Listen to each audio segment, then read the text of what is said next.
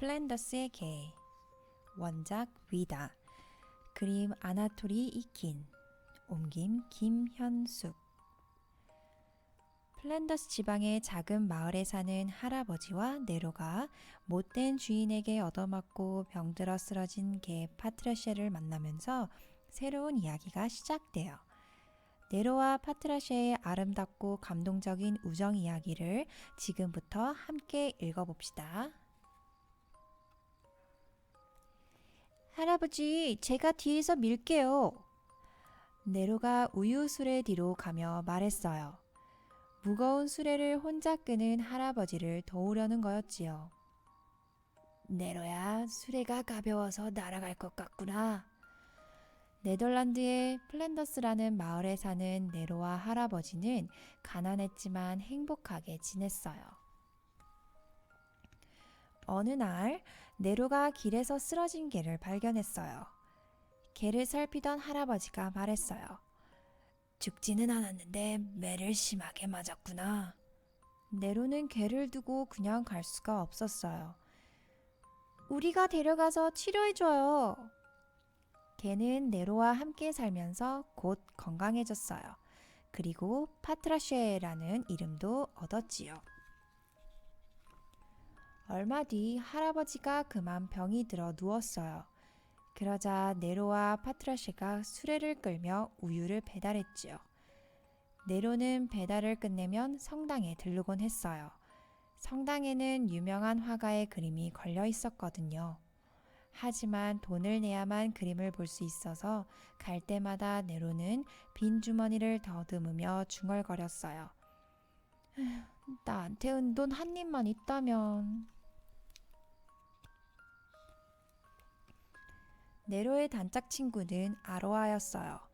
아로아는 마을의 부자인 코제츠 씨의 딸이었죠. 하루는 네로가 아로아를 그려주고 있는데 갑자기 나타난 코제츠 씨가 버럭 소리를 질렀어요. 아로아! 네로랑 놀지 말라고 했지? 당장 집에 들어가!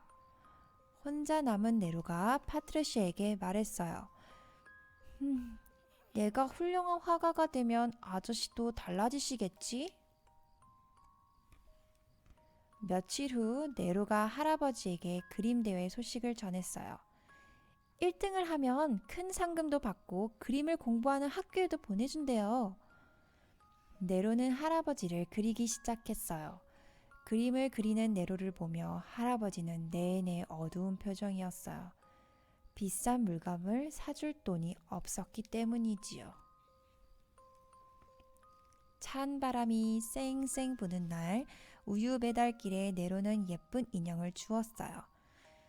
우와, 아로아처럼 예쁘다. 네로는 아로아네 집으로 가서 창문을 톡톡 두드렸어요. 아로아가 창문을 열자 네로는 인형을 건넸어요. 네로 고마워. 추운데 들어와.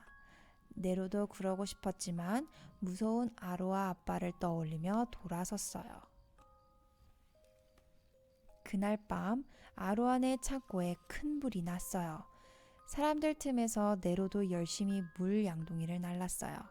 그런데 코제스 씨가 네로를 보고 소리를 질렀어요. 나쁜 녀석! 네가 우리 집에 불을 질렀지? 아니에요. 제가 왜 그런 짓을 해요? 코제스 씨는 더 큰 소리로 윽박질렀어요. 네가 낮에 우리 집 앞에 서성거리는 걸 본 사람이 있어. 아로아랑 못 놀게 하니까 일부러 불을 지른 게 아니냐? 마을 사람들은 네로가 그런 아이가 아니라는 걸 알고 있었어요. 하지만 마을의 부자인 코제트 씨 비위를 맞추려고 슬금슬금 네로를 못 본 척하기 시작했어요. 네로야, 미안한데 우리 집 우유 배달은 이제 그만둬. 네로는 점차 빵도 할아버지 약도 살 수가 없었어요. 다른 일을 찾아 나섰지만 역시 마찬가지였지요. 크리스마스도 다가오는데 네로는 배고프고 슬펐어요. 아주 추운 날 할아버지는 결국 세상을 떠났어요. 할아버지, 할아버지. 네로는 목이 터져라 할아버지를 불렀지만 할아버지는 다시 눈을 뜨지 못했지요. 혼자 남겨진 네로를 보며 마을 사람들은 마음이 아팠어요. 그러나 코제츠 씨의 눈치를 보느라 할아버지의 장례식에 오는 사람이 거의 없었지요. 게다가 집주인이 네로를 찾아와 집세가 밀렸으니 집에서 나가라고 말했어요. 네로는 집주인에게 간절하게 부탁했어요. 집세로 모아둔 돈을 할아버지 장례식에 썼어요. 조금만 기다려주시면 곧 마련해 드릴게요. 하지만 집주인은 기어코 네로를 쫓아냈어요. 네로는 남의 집 처마 밑에서 벌벌 떨며 밤을 새웠어요.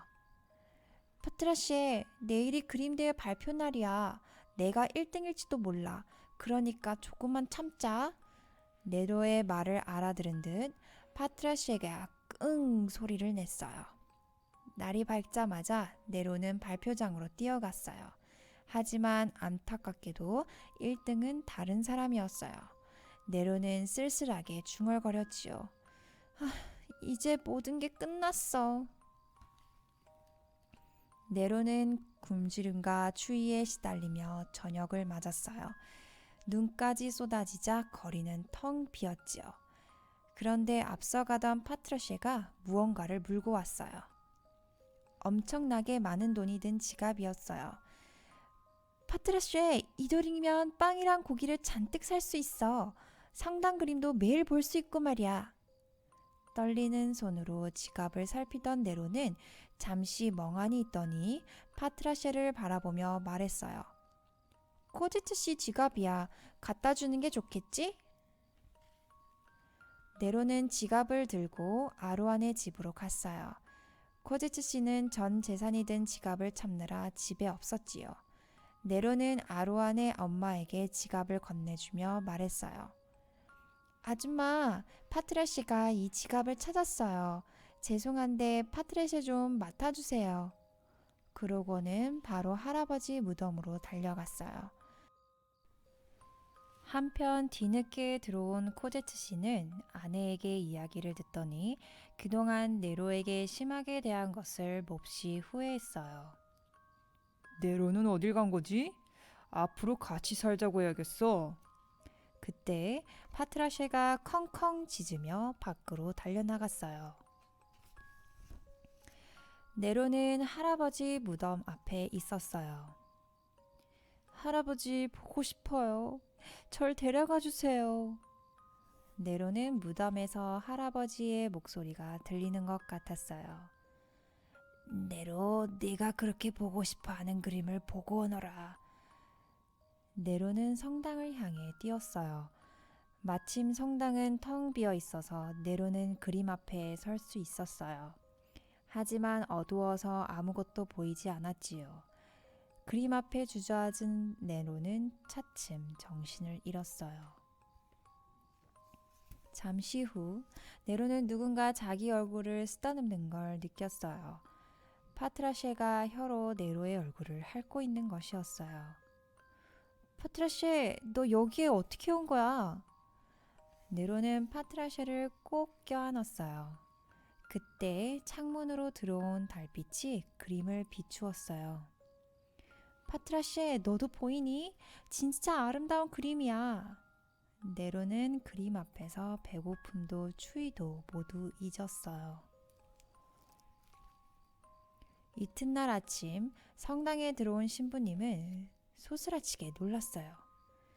이런 어린아이가... 네로의 몸은 차갑고 딱딱했어요. 파트라쉐의 몸도 마찬가지였지요. 소식을 들은 아로아가 뛰어와 울부짖었어요. 네로, 안 돼, 네로. 어제 심사위원이 우리 집에 오셨어. 사실은 네 그림이 제일 좋았대. 코제츠 씨와 마을 사람들도 네로의 죽음을 슬퍼했어요. 네로, 우리를 용서하고 좋은 곳에서 행복하게 지내렴.